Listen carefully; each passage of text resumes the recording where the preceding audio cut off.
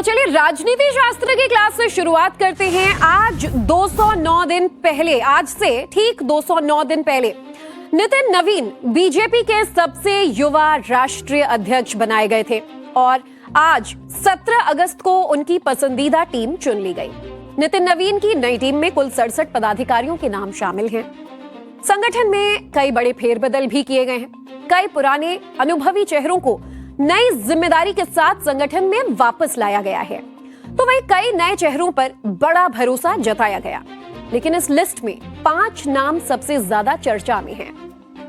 पहला नाम राम माधव का रहा। राम माधव की संगठन में दमदार वापसी हुई है। उन्हें राष्ट्रीय उपाध्यक्ष बनाया गया है। स्मृति ईरानी को राष्ट्रीय महासचिव बनाया गया है।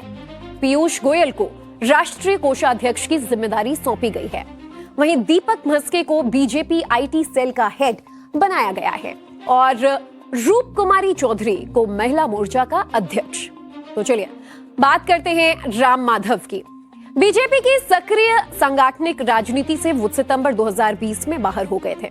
इससे पहले 2014 से 2020 तक राम माधव बीजेपी के राष्ट्रीय महासचिव जैसे रसूखदार और पावरफुल पद संभाल रहे थे।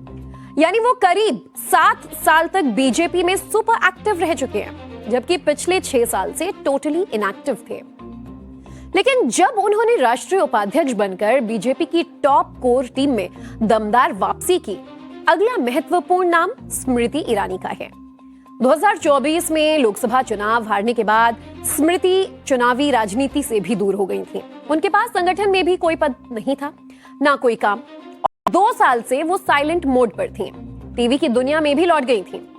लेकिन यूपी चुनाव से 1 साल पहले उनकी वापसी को 2027 के लिए एक बड़ी तैनाती के तौर पर देखा जा रहा है। इसी के साथ पार्टी ने अपने जमीनी कार्यकर्ताओं को यह संदेश भी दिया है कि चुनाव हारने का मतलब राजनीतिक अंत नहीं होता।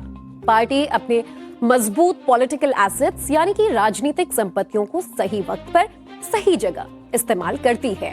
और इसी तरह केंद्रीय मंत्री पीयूष गोयल मोदी सरकार के 9 रत्नों में से एक माने जाते हैं। भरोसेमंद हैं, संकट मोचक रह चुके हैं और परफॉर्मिंग मंत्रियों में उनकी गिनती भी होती है। इसीलिए अब संगठन में भी चुनाव समेत सभी तरह के फंड का बेहतरीन मैनेजमेंट करने के लिए उन्हें नियुक्त किया गया है। बीजेपी ने अपने आईटी सेल के हेड अमित मालवीय को हटाकर अब दीपक म्हस्के को कमान सौंप दी है। दीपक म्हस्के केमिस्ट्री के प्रोफेसर हैं, डेटा एनालिसिस के एक्सपर्ट माने जाते हैं। सोशल मीडिया पर डेटा एनालिसिस का खेल तो पूरी तरीके से एक चुनावी गेम पलटने में काबिल होता है।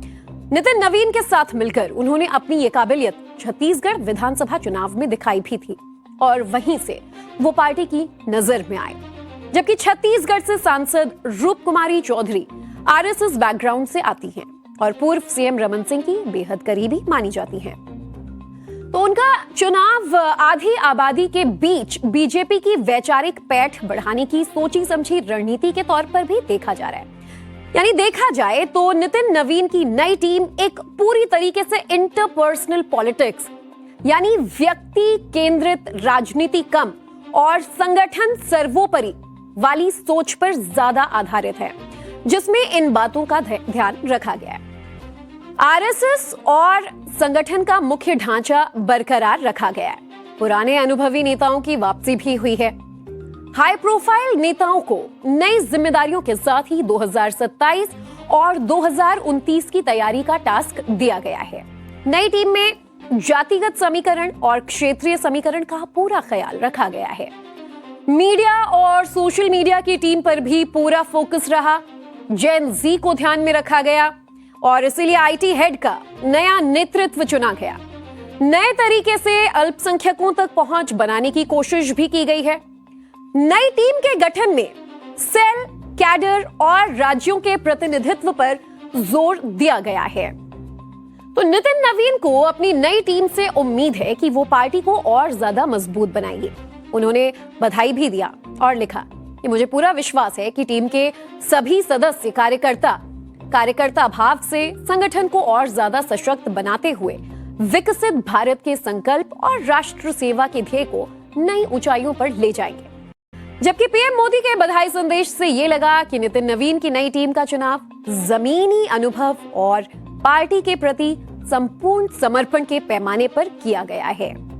प्रधानमंत्री ने लिखा कि इस ऊर्जावान टीम के पास जहां संगठन का भरपूर अनुभव है, वहीं जमीनी जुड़ाव भी है। हमारे ये साथी पूरे समर्पित भाव से पार्टी को मजबूत करने के साथ ही जन कल्याण के कार्यों को आगे बढ़ाएंगे।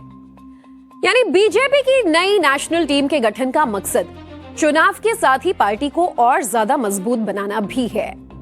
इस बात को आप नई टीम में राज्यवार नेताओं की संख्या देखकर समझ सकते हैं।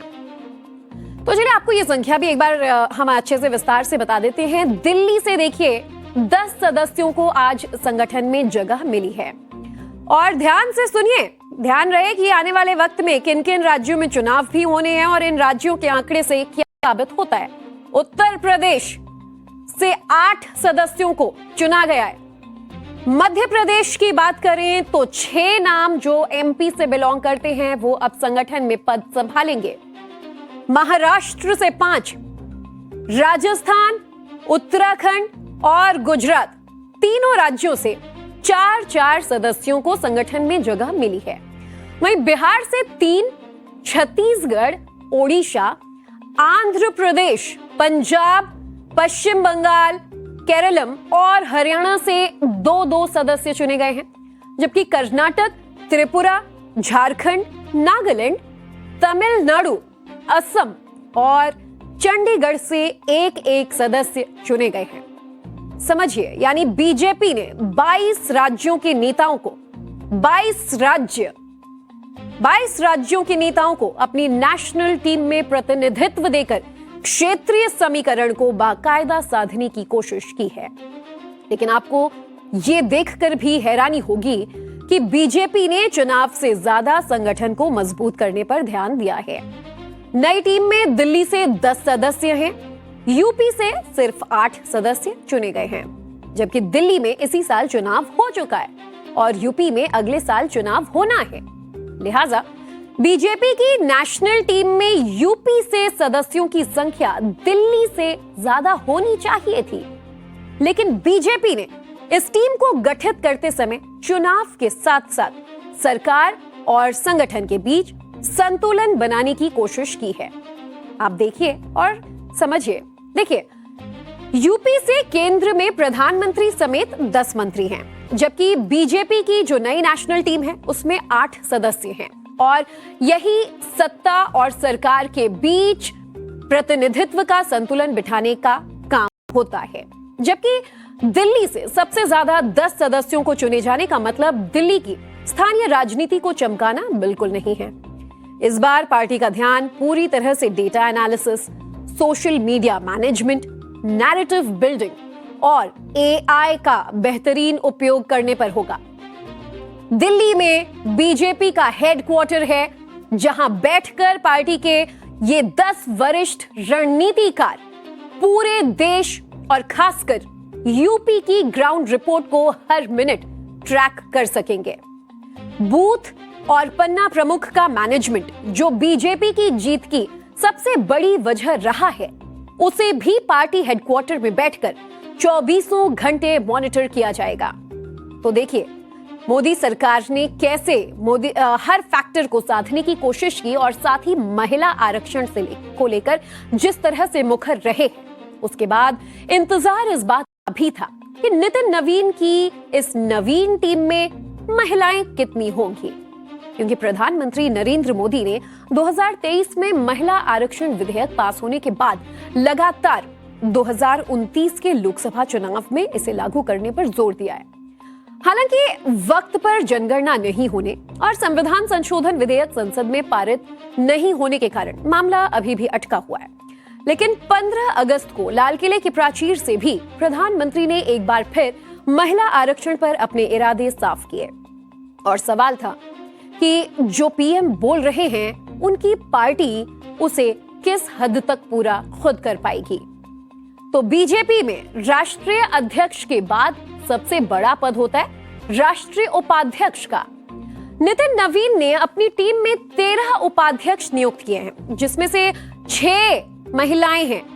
आप समझ रहे हैं कि अगर टोटल 13 उपाध्यक्ष हैं, इसमें लगभग आधे तो महिला उपाध्यक्ष हैं, यानी कि 6। और एग्जैक्ट आंकड़ा बताऊं आपको तो 45% महिला हिस्सेदारी को दी गई है। और अगर पूरी टीम की बात कर लें तो 18% महिलाओं ने नितिन नवीन की टीम में जगह पाई है। राजस्थान की पूर्व मुख्यमंत्री रही वसुंधरा राजे सिंधिया को भी एक बार फिर बड़ी जिम्मेदारी दी गई है। उन्हें पार्टी में उपाध्यक्ष पद सौंपा गया है। स्मृति ईरानी को भी संगठन में महासचिव का पद दिया गया है। सबसे ज्यादा उत्तर प्रदेश से 3 और महाराष्ट्र से 2 महिलाओं को टीम में जगह मिली है। जिन महिलाओं को जगह मिली है उनमें से 10 तो प्रोफेशनल्स हैं जो अपने काम के क्षेत्र में बहुत बड़ी उपलब्धियां भी हासिल कर चुकी हैं। महिलाओं की भागीदारी बढ़ाकर बीजेपी महिला आरक्षण लागू होने पर महिला नेताओं की पूरी टीम खड़ा करने की दिशा में भी आगे बढ़ रही है। हालांकि सोचिए 33% यानी कि 33% हिस्सेदारी के हिसाब से भागीदारी अभी भी कम है, क्योंकि कांग्रेस और बीजेपी दोनों ही राष्ट्रीय पार्टियों में महिलाओं की हिस्सेदारी लगभग बराबर है। तो नितिन नवीन की नई टीम में निरंतरता के साथ साथ परिवर्तन का संतुलन भी रखने की कोशिश की गई। टीम की गठन 2029 के चुनाव की जरूरतों को ध्यान में रखकर किया गया। नई टीम में 40 से कम उम्र के 6 सदस्य हैं। 40 से 49 की उम्र के 15 सदस्य हैं और 50 से 59 के बीच के 21 सदस्य राष्ट्रीय टीम में शामिल किए गए हैं। लंबे समय से एबीवीपी कार्यकर्ता रहे विनोद तावड़े को उनके कुशल सांगठनिक क्षमता के लिए एक बार फिर से महामंत्री बनाया गया है। वहीं पश्चिम बंगाल में भारी विजय दिलाने वाले सुनील बंसल को दोबारा महामंत्री की जिम्मेदारी दी गई है। वहीं आदिवासी समाज के गजेंद्र पटेल को महामंत्री की जिम्मेदारी मिली है। पूर्व केंद्रीय मंत्री और प्रखर वक्ता रही स्मृति ईरानी को महामंत्री के रूप में वापस लाया गया है। संघ के प्रचारक रहे लेखक चिंतक राम माधव की उपाध्यक्ष के रूप में एक बार फिर वापसी हो रही है या वापसी हो चुकी है। उत्तर प्रदेश से राज्यसभा सांसद युवा नेत्री संगीता यादव भी राष्ट्रीय सचिव बनाई गई हैं। उत्तर पूर्व से युवा नेता मृगांक बर्मन राष्ट्रीय सचिव बनाए गए हैं और 3 पूर्व मुख्यमंत्रियों को भी भाजपा की इस राष्ट्रीय टीम में शामिल किया गया है। तो ऐसे में ये 3 नाम कौन से हैं ये भी जान लीजिए। देखिए, पहला नाम है वसुंधरा राजे सिंधिया का, और फिर तीरथ सिंह रावत और बिप्लब देव। इसके अलावा बीजेपी की राष्ट्रीय टीम में समाज के लगभग सभी वर्गों, सभी क्षेत्रों को उचित प्रतिनिधित्व दिया गया है। आप समझिए, चुनावी राज्य उत्तर प्रदेश से आने वाले हरीश द्विवेदी राष्ट्रीय महासचिव बनाए गए हैं। करीब 40+ सदस्य जो हैं वो वंचित समाज से हैं। वहीं नागालैंड से राज्यसभा सांसद फांगनोन कोन्याक को राष्ट्रीय सचिव की जिम्मेदारी दी गई है। आंध्र प्रदेश से डी पुरंदेश्वरी राष्ट्रीय उपाध्यक्ष बनाई गई हैं और तमिलनाडु के एम वेंकटेशन राष्ट्रीय सचिव बनाए गए हैं।